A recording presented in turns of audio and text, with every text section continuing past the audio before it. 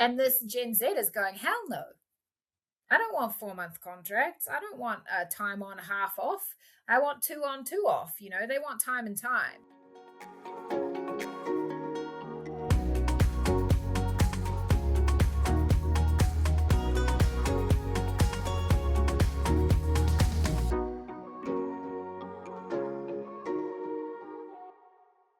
Hello, and welcome to another episode of Off Course, a podcast where we explore why the maritime industry remains such a mystery to so many of us, despite it playing such an important role in all of our lives.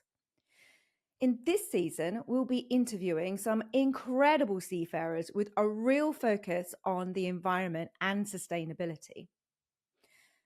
We've seen in recent years there has been a large shift in the conversations and actions being taken by governments and regulators to combat climate change.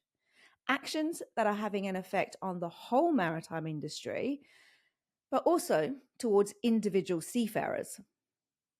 Here at Nautilus International, we are campaigning for an environmentally sustainable maritime industry that is fair and inclusive for all our members by demanding decent work, pay, and conditions, and leaving no worker behind. In today's episode, we speak with Second Officer Cassie Mead.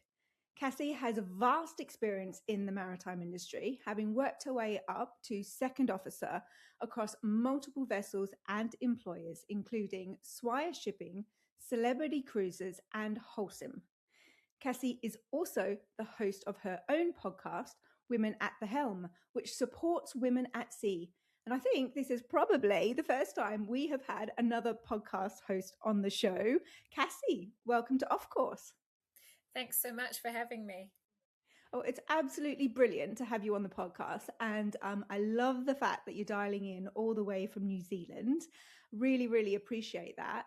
What about Women at the Helm? This is a fabulous podcast. I know it really well because I follow it. But for those people who might be coming to it new, can you tell us a little bit about it?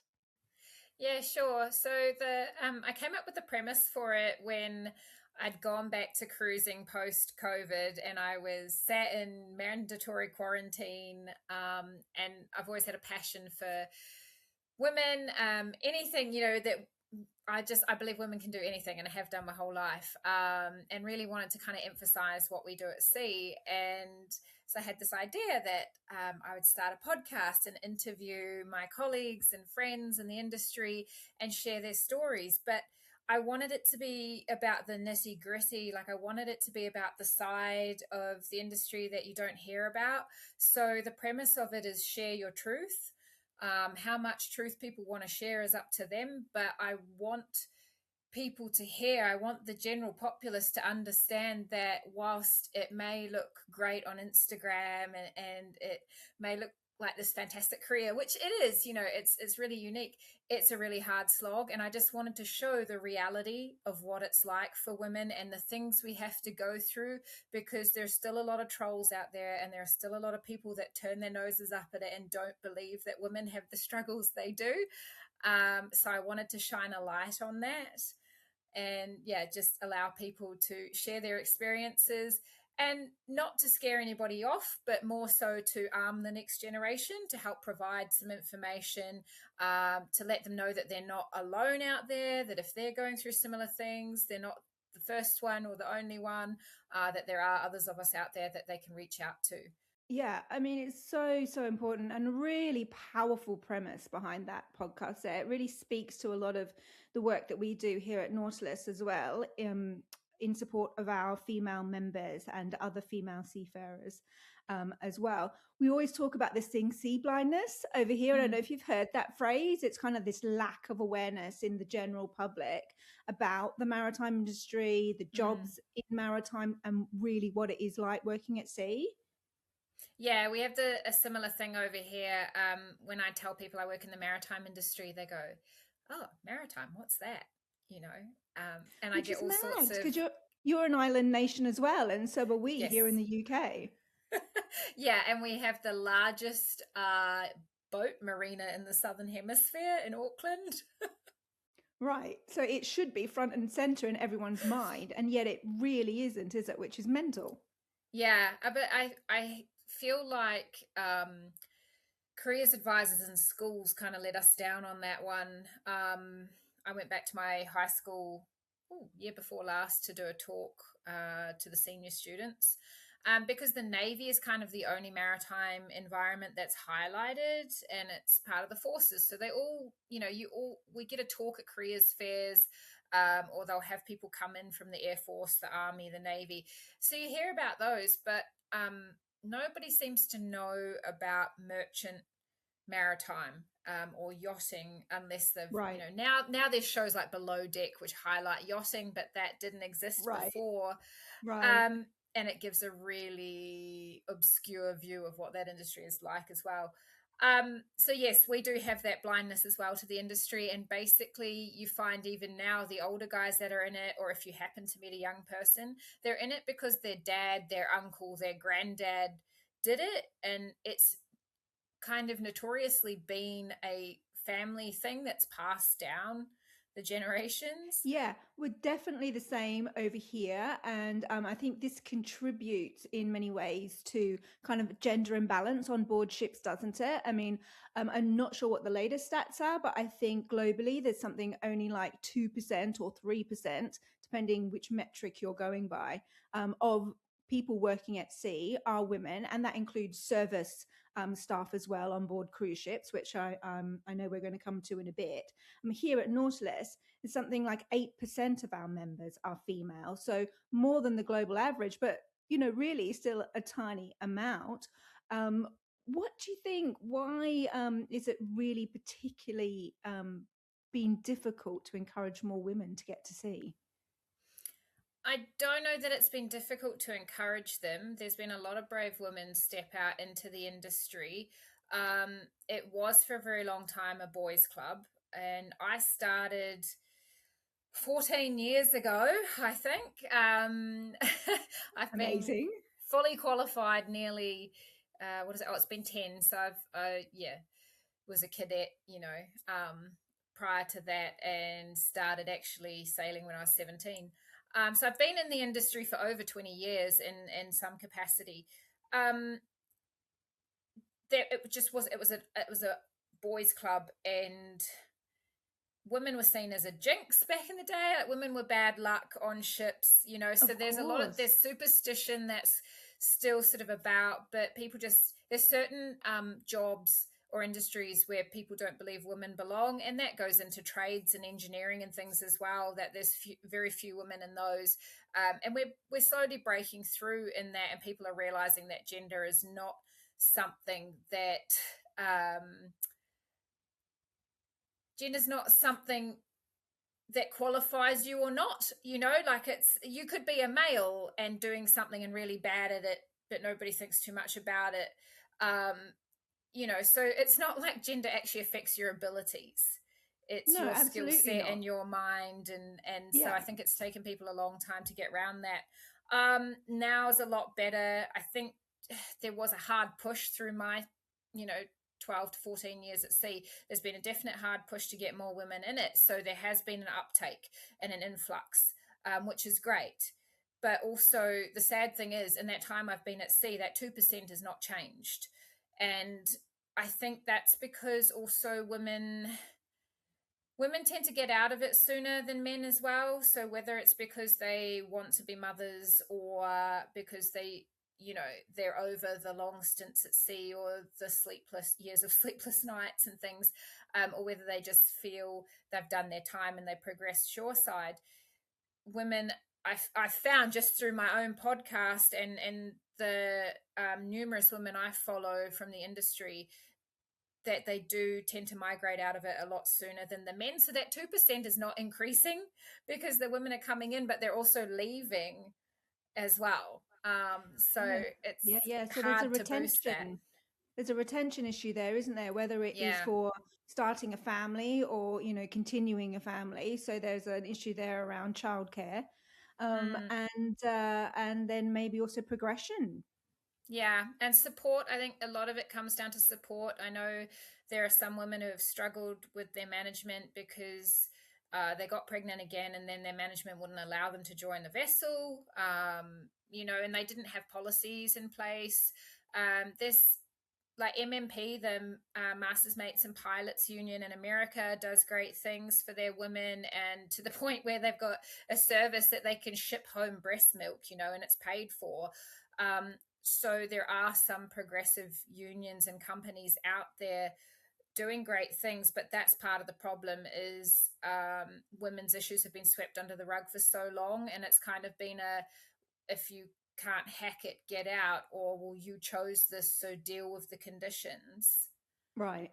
I feel, Yeah. anyway. I think progressive companies are in the minority still, unfortunately.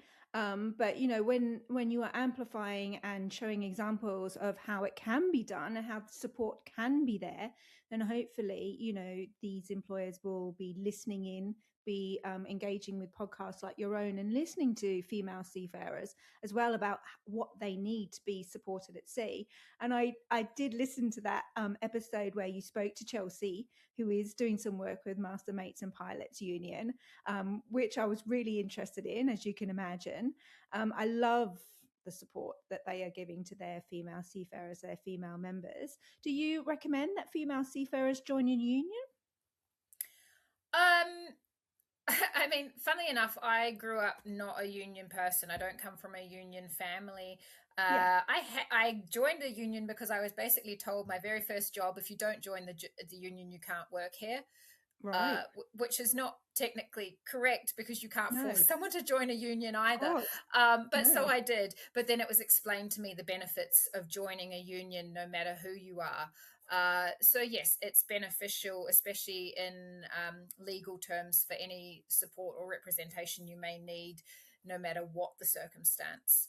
So unions are very helpful. We only have one small one in New Zealand. In larger countries like America, they've got multiple unions, so they're lucky there. You can be part of one or more, I believe. Yeah, no, absolutely. And we're very aware that, there are a lot of smaller unions around the world. And that's why we kind of federate, if you know what that is. So a lot of our smaller unions kind of all join together so that we can kind of get joint learning. We can understand how to support our members better. And also in some circumstances, share resources as well. So that's just a kind of way that we try to reach out to more seafarers around the world, particularly female seafarers as well. So, Cassie, I know you kind of said before that you started your podcast because you wanted to support other female seafarers and maybe younger women seafarers coming into the industry. How do you measure the success of your podcast? To be honest, I try not to think about it too much. I have a tendency to focus too much on the statistics. So I've tried to take an approach to it of, even if one person is listening, then it's making a difference, and trying to have the grace of time. I'm the sort of person who can quite quickly give up on something if I don't get the results I want out of it straight away. So I'm trying to take the approach that with time, more people will come, and it will build a following. But I didn't do it to gain any big fame or anything like that, and I have a lot of regulars. I say a lot. I sometimes might only get 8 people listen to an episode, and that's fine. But I have a few regulars who try to tune in each time, and they'll send me feedback on Instagram or what have you, and I love hearing their comments about the episodes, and generally they're very positive. So it is really nice to hear that I have regular listeners, and they like to tell me if it was a good one or not, and sometimes it'll be like, oh my goodness, I couldn't believe what you talked about. No, nobody is talking about that. And it is important, that's 8 more people who have heard that than previously. And you don't know who they're telling about the podcast. You don't know what conversations that may be sparking, more widely. They might do a social media post on it, for example, and then that amplifies it to even more people. So, I completely agree with your kind of approach to that. I can tell you that we definitely listen to it here at Nautilus. So, Thank thank you you. for spending the time to put the content together. I know how long it takes, obviously. Plans for the pod in the future? I mean, I know that we're going to come to this. I know you've got a few kind of things that you're doing at the moment, including some home renovations, which looks amazing on your Instagram feed. But what are your plans for the pod? Um, at the moment, it's a matter, I'm sort of focusing on trying to keep my intention with it. I have ADHD, so I'm an interest based person rather than an importance based, person. That's sort of how our brains work. Mm-hmm. So we go through a lot of fads and phases, can fall in love with something and then very quickly fall out of love with it as well. And so Yeah. I've had to put a lot of effort in to keep it going. And I don't want to give up on it yet. It would be so easy to give up and get some time back, and like you say, it takes a lot. I have to literally schedule it into my calendar to make sure I sit down and edit it and things, and work around technical difficulties, which I've had a few of Mm-hmm. line. Mm-hmm. But I had, in the very first brainstorm of it, thought that eventually I would put together a book. I always offer people the opportunity to be anonymous. If they decide that they don't want to put their name to their stories. So far, everybody's been happy to put their name to their stories. And like I said, they only share what they feel comfortable sharing. Some are more open than others, like myself. Yeah. But yeah, the hope is that potentially I can gain enough stories to put together a book of women's experiences in the industry. Well, that Yeah. would be amazing. And if you do get to that stage, then we would love to purchase a copy, see a copy, and do a book review. I don't know if you're aware, but we do have a members magazine that we put out quarterly, and within that, we review maritime books. So fingers and Oh, toes cool. crossed that you get those amazing stories out there, because we would love to help you amplify them. Thank you. Maybe if I Yeah. stop renovating, or I never seem to have any time. There always seems to be something. I'm never bored. No, you're always taking on another project, and I would definitely ask you about that, because I would like to know a little bit more. But what I'd like to know is, how has the ADHD affected your working experience at sea? It is something that our members are very kind of conscious of and aware of. At one of our conferences recently, our members passed a motion for the union to give more support to other members with neurodivergence working at sea. And we're Mm. working with a number of organizations to do that. What's been your experience? So I was only diagnosed 2 years ago. Um, so it was challenging. It was almost like I always felt like I had two parts of my brain, or two sides to my personality, in a way that I would recognize repetitive traits, that I couldn't seem to get control of, no matter how hard I tried.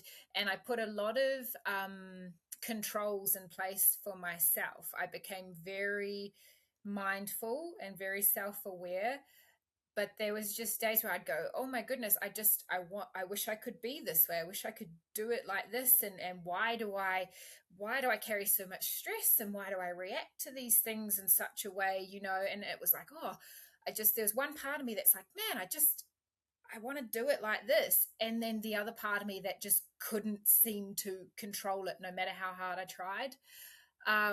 So learning that is because that's my brain. Um, was really eye-opening, and it really made me understand why I sort of am the way I am at work. And it became more and more challenging over time. So I've actually been off work for the majority of last year. I got to a point of burnout. I had a severe imposter syndrome. And I sought help from a therapist, and it's sort of said that ADHD burnout is even worse than regular burnout. So I got to a point where I just had to stop.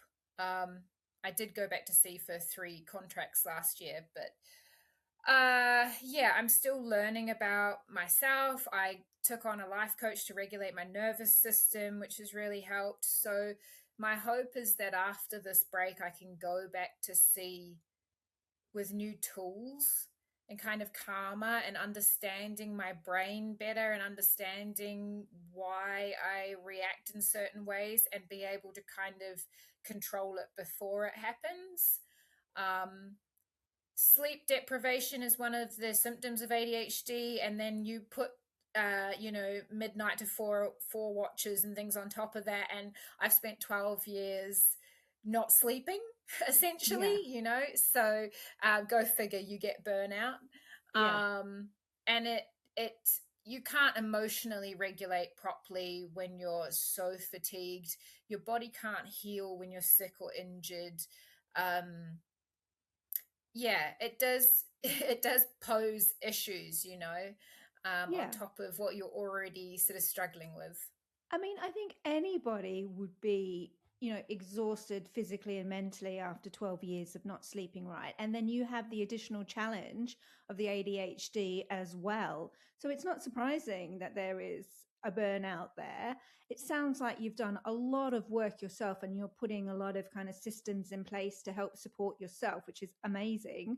How have you found, if at all, like your employer or your prospective employers, are they open to support? Do they understand the type of support you may need if you go back to sea?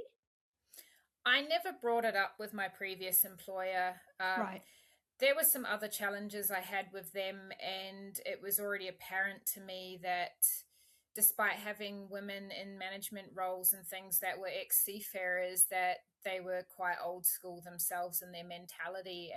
right. And yeah, I didn't feel like bringing it up with them was going to lead to me having support. I felt like it was going to be my detriment, Right, yeah. that it would be ammunition to use against me. So I raised it with my chief mate because we became good friends at work. And he's a really patient, kind person, and he was just he's like the epitome of a great chief mate. And I was so grateful to have him, and I had to apologize a few times, saying, I'm so sorry to you that you're the person that everybody comes to and offloads, and I'm so sorry that I have these emotional reactions where I just offload on you. But that's kind of one of the things too, right? We emotional dysregulation, and I would come in and go blah blah blah blah blah blah blah and have this vent and let everything out in the space of 2 minutes, and then I'd go, oh, okay, I feel better now. Where are we at? um so yeah, I've made it public. It was a bit of a battle in the first instance to decide, and I really struggled with the diagnosis personally. It was like I had no problem with other people being ADHD, autistic, whatever. I actually advocated for a lot of those people, rose them up whenever I heard other people sort of speaking about them negatively. And yes, for some reason, having that label on me suddenly became a stigma. And I thought, this is bonkers. Like, I've always supported these types of people. And why is it a problem that I have it? So yeah, so now I'm open about it. When I was with Wholesome last year, nobody brought it up, from the people that follow me online anyway, my colleagues. Others I Okay. didn't mention it to. Uh-huh. I think they probably, a lot of people can decide for themselves. I think a lot of them sort of had this feeling without a diagnosis that that's probably what I had anyway. And so Right. to them, it's just, well, yeah, we kind of knew that. So, Exactly. Yeah. Yeah, yeah.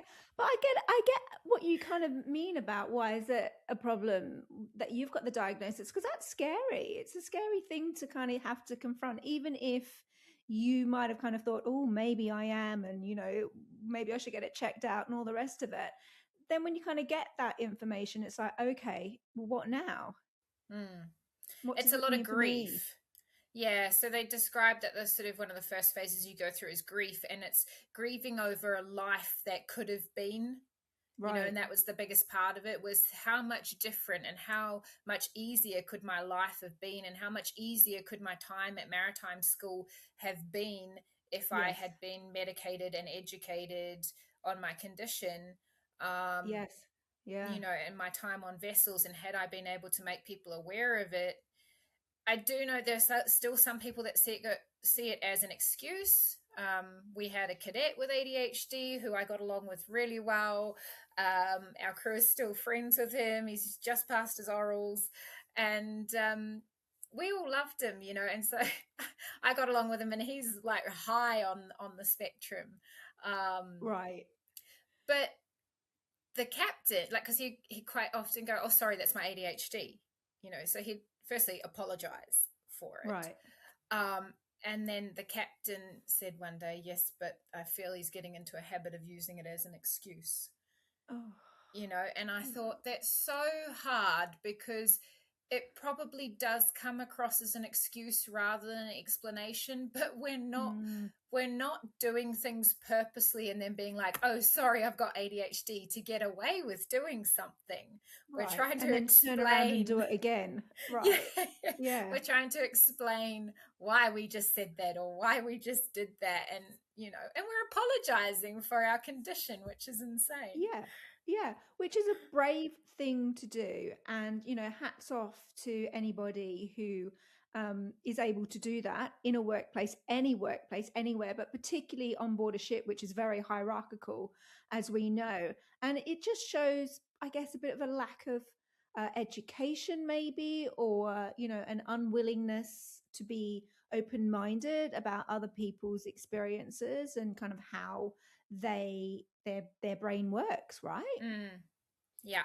Yeah, and Yeah. it is. I'm so thankful that Neurodiverse at Sea has been established in the UK, and that they've, Yes. fought so much for funding and policies and things. It's great. I love following along with them on LinkedIn.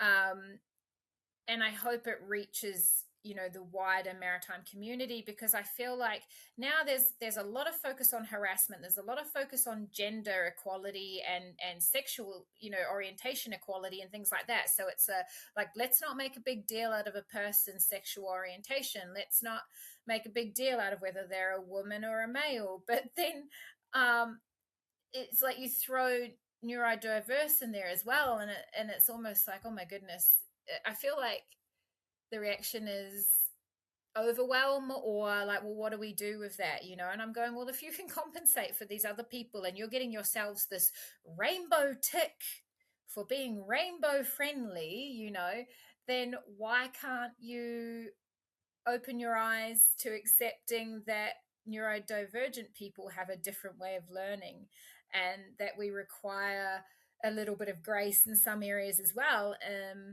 instead of having that traditional ideal of, well, you chose this industry, and if you're a square peg trying to fit into a round hole, sorry, you got to figure it out. Like, Right. Right. Yeah, because there's neurodivergent people in all walks of life doing all sorts of things, just like there is LGBT plus people doing all walks of things and women doing all walks of things, right? So I think education definitely, and those people being able to speak like yourself, being able to advocate for yourself and talk about your own experience will hopefully allow more people to better understand neurodivergence. yeah, yeah, Yeah. absolutely. So far, we have heard about Cassie's incredibly diverse career and her experience of working at sea as a neurodivergent seafarer. Next up, we discuss sustainability on board and how having just one or two more crew could be a powerful change for the maritime workforce. Keep listening to hear how Gen Z are demanding change for all seafarers. If I can I move us on to what you're doing now? You did mention it before. You haven't been at sea for a little while. You had this burnout. You've taken a little bit of time off. What have you been up to? So I undertook a renovation of my parents' old cottage. They built a new house 2 years ago, and I found myself, once I sort of felt a little bit more energetic after having sort of was it 3 to 4 months of not doing anything at all, I went, oh, I kind of need a project. And in this time, I started working at the New Zealand equivalent of the Home Depot store as well, 2 days a week. So that helped because I can get discount there, and I'm around all Nice. the trade supplies and things. Um, Amazing. but I actually have a degree in architecture. So before I went into shipping, I studied architecture, graduated with a bachelor's. I didn't know that. Yeah. So, and I've been an Amazing. artist. I've been an artist my whole life. I used to build things with my dad when I was a kid, and I was always interested in tools and what they did, how they worked. Had done woodworking and things at school. So it's I've known how to do these things, and in the maritime industry, even when you're a woman, you're expected to be able to do these things. And when I was studying architecture, it didn't matter who you were. If you had to build a scale model for a project, you built it. If you needed help, you asked for it. But generally, the women were fine. We all used the same tools as the men. We were out in the workshop. So I undertook this home renovation to get it up to the New Zealand rental code standards so that my parents Hmm. are able to rent it out for some extra income. And I've been living in there in the meantime while I've been home. Um, And so, you've been yeah, it's been a rather documenting it large all as well undertaking. online, haven't you? Yes. Yeah.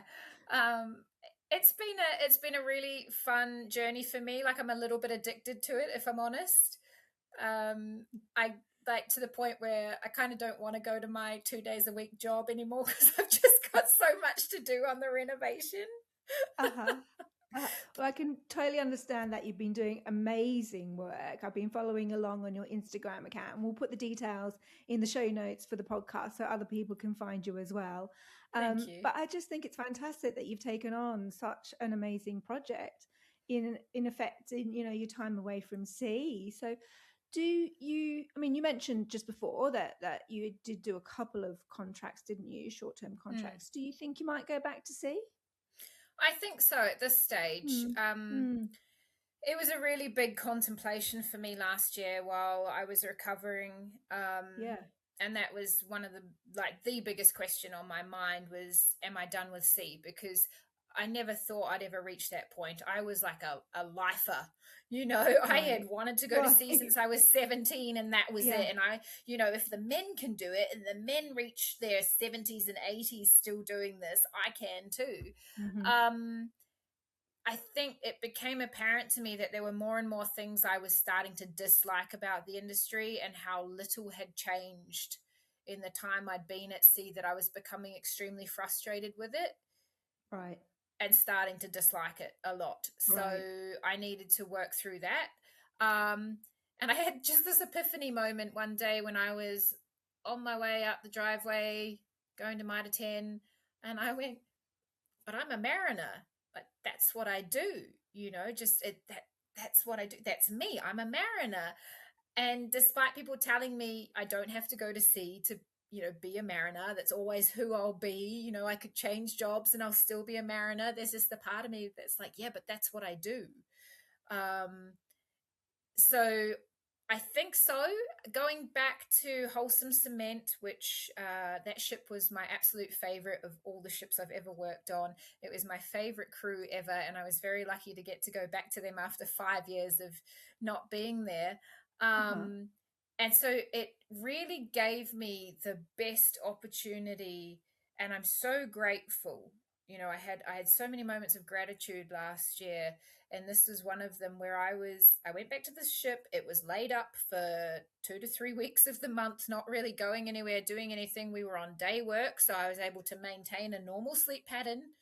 I was only working sort of a 6 hour day, um, and doing maintenance, which I love to do, hands-on things. And I was getting the best of both worlds. And I'm like, okay, this is cool. I'm getting to ease back into ship life. I'm getting to reintegrate. And then eventually, we did get on the run. And so I was able to actually sit and analyze every day, okay, what parts do I like the most about my job? What parts don't I like? What might this Mm. signify? Um, Mm. so at this point, I'm like, no, I think I do want to go back to sea and at least give it one more try. Um, and that's how I felt that day going out the gate. Was I sort of went, I don't think I can fully make a decision of whether I'm ready to leave or not until I give it one last shot. And if I go back and go, nope, I'm not sleeping, I feel terrible, like, nope, this is it, then fine. I'm Yeah. I'm at a place now where I would be happy to go back to sea, but I would also be happy to move on to something else. And I feel like that's a good place to be, is that it means I've reached a point where not like my whole being isn't tied up in maritime anymore. Yeah. Yeah. It feels like you found an equilibrium within Yes. yourself. Yeah. Yeah. Is there, can I ask, I mean, you were very much kind of talking about the effects of the fatigue there and the shift patterns, which sound crazy to non-seafarers, this idea that you got to try and, get your sleep in 4 hour stints because you're back on this, weird shift pattern. Is there any options for you to get a better shift pattern, something that is, maybe a little bit more natural to a shore-based working routine, or where you can get longer rest periods on board ship? Yeah, so there are some options like the roll-on, roll-off car passenger ferries that go between the North and South Island here. They do 12-hour shifts. Also, the oil and gas industry, which I have my DP ticket and I'm trying to get into the oil and gas industry as a second mate, so I can progress on that. And that's also 12 hours. Whether you end up on the midnight to midday or the midday to midnight is totally just dependent on your luck on that roster. But at least it's a sort of, with the ferries, it's a 2 weeks on, 2 weeks off roster. With the offshore, it's either 4 weeks on or 5 weeks on, 5 weeks off. So yeah, with the 12 hours, it is a lot easier. And whilst it can take a little while to get used to it in the beginning, it can be, you're like, oh, you get this lag because you're so used to doing 4 hours on, 8 hours off. You get a bit of a lag of like, oh my gosh, I've got to do 12 hours. But then you get a full 12 off, which means you have a chance to get 8 hours sleep and go to the gym Exactly. and do whatever else, whereas when you're on a 4 on, 8 off, you don't get 8 hours of sleep in that break. You're Of lucky course if you not. get six. Yeah. Very lucky. Very lucky. Yeah.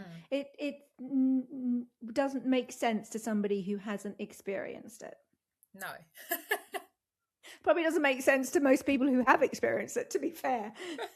But yeah, I mean, really fatiguing. And that's when you risk, not just your own, physical and mental health, but you risk on board ship safety as well, don't you? If your whole Yes. workforce on board are fatigued, and that can be very dangerous. Absolutely. And I do Yeah. feel as though there's a lot of vessels I've worked on where the MLC Maritime and Labour Convention. yeah, and the ILO work rest hours has been more of a guideline than a Yeah. rule, and it's like, whoo, Yeah. okay. Yeah, well, there's been a lot of research done into that, hasn't there, by the ITF Seafarers Trust and the World Maritime University, to show that, very difficult to adhere to those regulations, Mm, sometimes deliberately so, sometimes just for the work pressures, and what it results in is very, very tired workers on board those ships. yeah, yeah. Yeah, yeah. If you don't mind, Cassie, I think we need another little change of pace now. As you know, and as listeners will be aware, in this season of the podcast, we are talking about sustainability and what that means for seafarers. It can mean very many things. For you, what is your experience of sustainability at sea? It's a really interesting question. Sustainability, as I know it at the moment, is with the ever increasing MARPOL regulations for the benefit of the planet, and we're all trying to get our carbon footprint down. So, the introduction of scrubbers and even the design of hull shapes and things to improve movement through the water is how I know sustainability to be in the industry. Plus, how you deal with your waste on board, so the recycling and things like that as well. Definitely there's room for improvement. Certain countries have better procedures than others, and the recycling and garbage is handled a lot better in some places than others, and I really wish it was taken more seriously. Even in New Zealand, it's shocking. Some ports are more stringent than others, and it just kind of blows my mind that we're not really focusing on these sorts of things. Yeah, I don't really know how to comment on sustainability other than because I feel like there's certain things I could talk about that are kind of on a different tangent. But Mm. you know, Like there's what? it. What I'm not sure whether it's considered sustainability or not, but it kind of comes more towards retention in a way, like whether sustainability involves having more crew on board to lessen the load on people. At the Mm-hmm. end of the day, everything Mm-hmm. seems to come down to the bottom dollar. It's bottom line. The dollar with the company, and it's hard because you're putting more pressure on your seafarers and things, whereas perhaps if you had just two more crew, it would take the load off other people, and then people are sleeping better, they're able to perform their jobs better. You would find that there are less near misses or incidents happening. um you know it's all Yes. sort of intertangled on a ship in the maritime industry, that it's always a snowball effect of how one thing affects another thing. I mean, some design planning as well. Some things go back as far as when the ship was designed. For instance, when I was with Swires, the ship I was on, is like the engine was too large, I think, for the size of the vessel and the route we did. And so we were forever in this like status of fuel consumption and environmental stuff, and you're being assessed all Yeah. the time. And it's like there was no way we were going to get out of that, because we're a coastal run and we do such short transits, and some of them are long pilotages, that it's kind of not possible for us to get out of an status.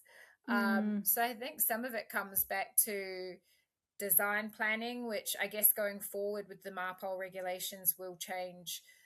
There are ships retrofitting scrubbers now and overhauling engines so that they're going from heavy fuel oil to marine diesel, or marine Yes. gas oil and things. And Yeah. that's Low that's sulfur fuel. huge. Yes.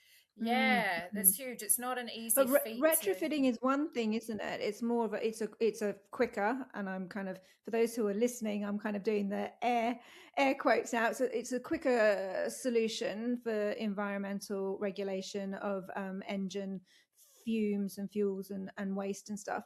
But actually, you're talking about shipbuilding. That's a much longer cycle, isn't it? That could be 25, 30, 35, 40 years, some of these vessels are at sea. So, they're very expensive things to build. You're not going to scrap them before you've absolutely worked them to the bone, as it were, or got your money out of them. So it really is a long-term change that we're talking about here.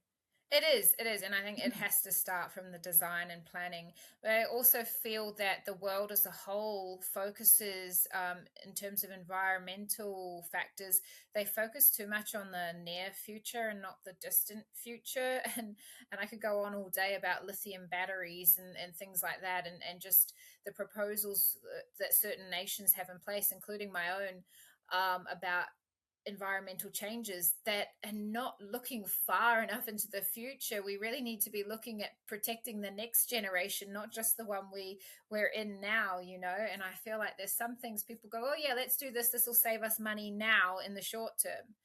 And you go, okay, well, how about spending a bit more now and affecting big change long term? Mm.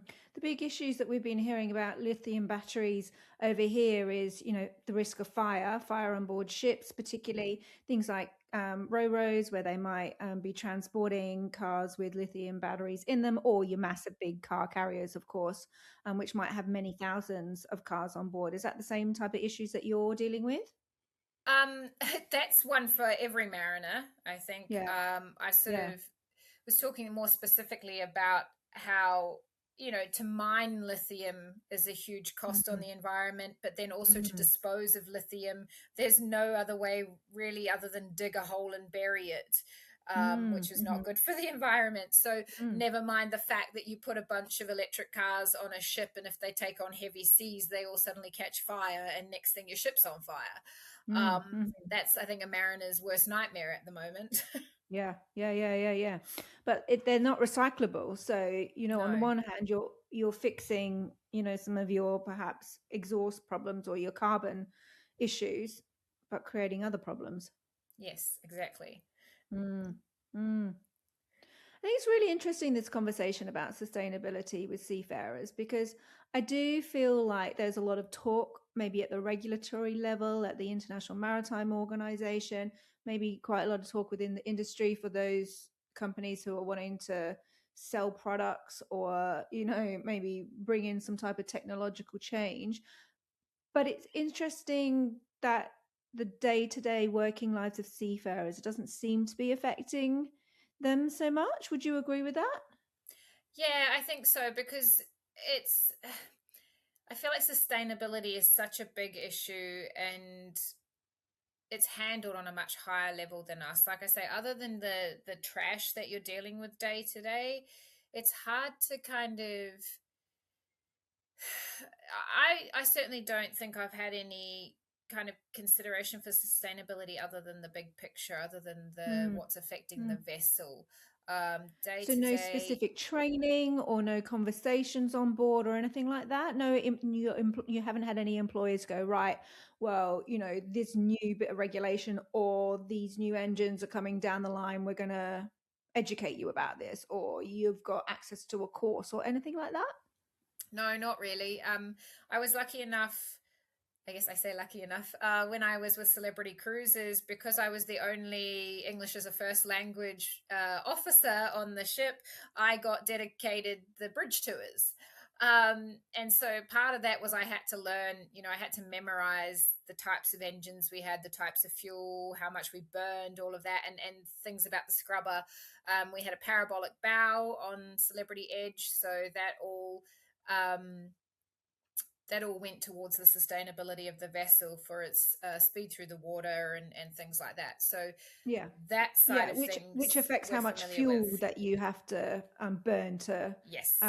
Yeah, exactly. Yeah. Yeah. And I think the main consideration for us is that there's local environmental policies, so eco zones, a lot of them in the Caribbean. So that's our huge, sort of our main focus. And we have environmental officers on board cruise ships that are making sure that we do the right things at the right time and comply with local regulations. They make us aware of any changes, and you get in big trouble if you don't follow them. So it's within the passage plan and everything like that. Yeah, absolutely. And you've got to be aware of when to use the scrubber, when you don't have to, pumping out grey water or black water, things like that. So that's our main thing in terms of being involved in sustainability. And I think there are more and more nations now are extending their environmental zones, and because they're trying to protect their reefs and the coral and things like that. And good on them. There was a part of, is it Tahiti, I think, one of these really highly visited nations that cut access for, I think, 3 years. There was no vessel access allowed in order to give the reef and the coral time to regrow naturally, and it did. It repopulated itself just by cutting down the effect of shipping. And unfortunately, shipping's not the most environmentally friendly thing in the world, but how else do you get your goods from A to B and imports, exports, so Over 90% of everything, right? yeah. Yeah. Yeah. This is not transferable to air transport, people, and it No. would be a lot worse for the environment if it was. So Yeah. yeah, I mean, the industry definitely needs to do more. Very aware of that, but interesting how that has translated down to the people who are working at sea. And you have actually, described quite a lot of interaction with sustainable technologies and pieces of kit on board. So I think maybe that you actually know a lot more about it than you maybe first thought. Perhaps. Yeah, absolutely. But I do. So you did. mentioned before, and I'd really like to go back to it if you don't mind. You did mention sustainability of the onboard workforce, which is something that we have campaigned for a long time here at Nautilus. And this is, I hate the name of this regulation. It's the manning regulation, isn't it? Which basically mean crew numbers. How sexist is that? Anyway, I would love that to change. But it basically stipulates minimum crewing numbers on board ships based on the size of the ship, I believe. Correct me if that is wrong. And you said before that, you know, if maybe there were 2 more people on board ships, it would solve a whole bunch of the issues that we've talked about around fatigue and safety. How important is that? And how many employers do you think go beyond the minimum manning requirements? I couldn't speak to that. Okay. You know, not Maybe none. having worked for maybe 1% of the industry, you know.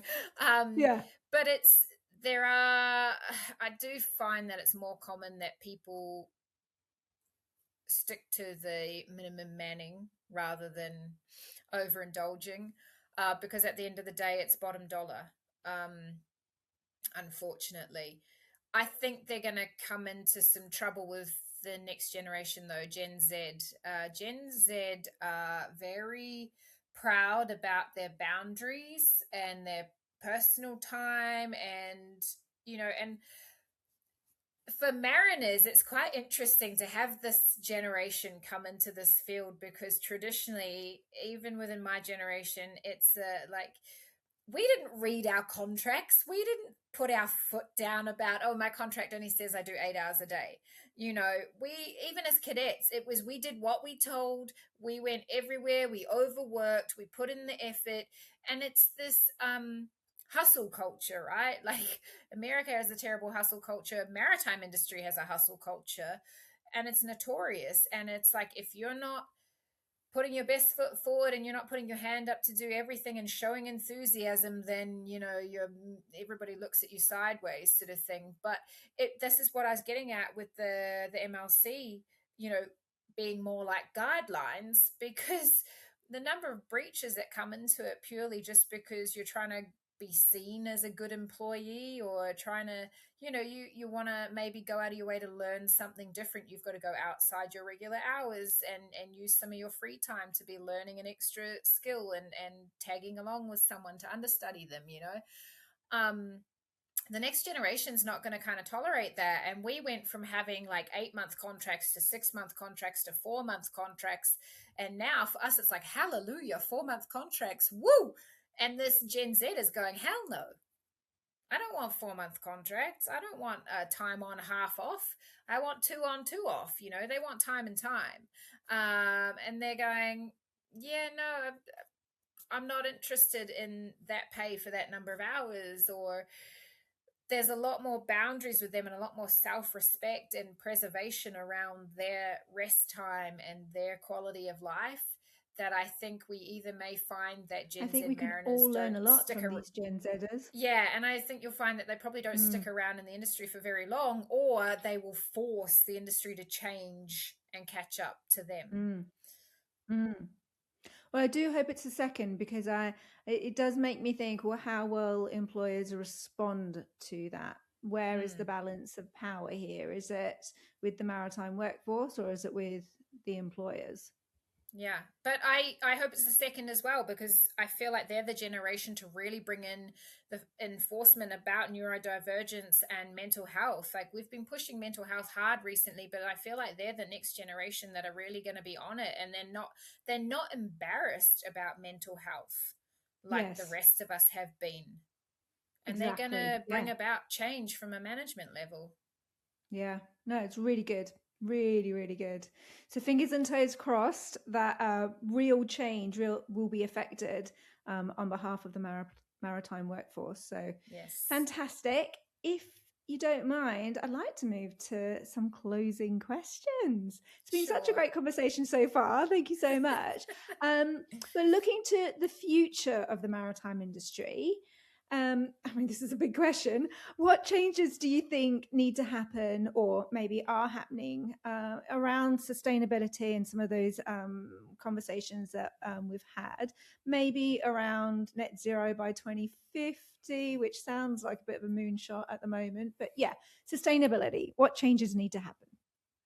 I think, like I said earlier, there needs to be more consideration for things from the design and build end of things. It needs to be thought about. We need to be looking further into the future, not for the near future. It needs to be, you know, what decision, like I say with the lithium batteries, right? It was a short term, near future solution. Oh, let's do this. Somebody came up with this idea. It sounded wonderful, and then nobody's thought about the repercussions.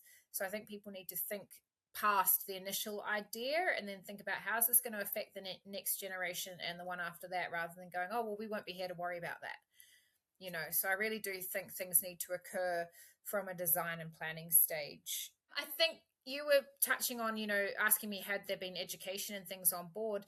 I think that's perhaps something that really needs to come into it as well, is that I feel like, we work at sea, we work on the sea. I find there are a lot more mariners now that are lovers of the sea to the point that they want to preserve it and they're eco warriors, whereas previously it was a bit like, oh, well, this is our job, this is what we do, and there kind of wasn't consideration for what happened below us. But now, I feel like there perhaps does need to be a little bit more education around the environmental effects we do have on the ocean and the marine life, and how changes to shipping and vessels can positively impact that in future. Yeah, absolutely. Even things like awareness of sound vibrations from shipping, how that affects the sea life, and of course waste, and of course, all those other things. We had an amazing conversation with the Oceans Cleanup at the start of this series about the work they're doing to remove plastic waste from the ocean. So I think you're absolutely right. More and more mariners are very aware of the environment within which they are working, and by that we mean the whole marine environment. Mm-hmm. So, what is final question? I promise. What is one change you would like to see the shipping industry make to make seafarers' working lives better in 2026? More crew. More crew. More crew. Yes, please. Just don't Yeah. understaff us. It's a tough job, and it's all good and well to say if you can't hack it, get out. But sustained fatigue leads to things like heart disease, liver disease, early onset dementia. These are things that are not talked about. These are some of the considerations I had when I thought about leaving sea. I joined a gym and was doing more physical activity and learning more about the science behind it, and went, holy crap, my chosen career path, my industry is literally going to kill me early, if I stick with it. So just by increasing the manning, you take a little bit of the workload off everybody else, because there's a lot more policies and procedures and paperwork that comes out to try and stop these other things from happening. And then people don't stop to consider how much extra time it takes now to fill out all the paperwork for the policies and procedures and things, and how little time you have left to do the job, and you're constrained to cargo loading discharge times and things, or cruise ship port stop times. Just by having a few more crew, you literally make everybody's lives a little bit easier. The mental health improves. At the end of the day, mental health is a huge issue that's been swept under the rug for so long. And if you focused on that one thing, and you asked the crew, how could we improve your mental health? What could we do to make things better for you? There'd be a lot of people that said, well, if you just hired a couple more people, so we could get a little bit of extra sleep, or I didn't have to feel like I was doing 2 hours extra every day, I think it would make a world of difference. Yeah, 100% agree with you. That is a very powerful message. And I hope employers hear this far and wide. Cassie Mead, thank you so much for joining us on Off Course. It's been absolutely brilliant to speak with you. Thank you so much for having me. It's been a real pleasure. Thank you to our guest, Cassie. If you would like to see what Cassie is up to on a day-to-day basis, her socials are linked in the show notes below. To find out more about how Nautilus is working to ensure the maritime workforce is represented on global sustainability forums, visit nautilusint.org, where there is loads of information on this and more. Remember to like and subscribe on your podcast platform of choice and to watch on our YouTube channel. You can follow Nautilus on social channels everywhere at Nautilus Int. That's NAUTILUSINT. And remember to join a trade union because together we are stronger. For now, thanks again for joining us and we'll see you next time.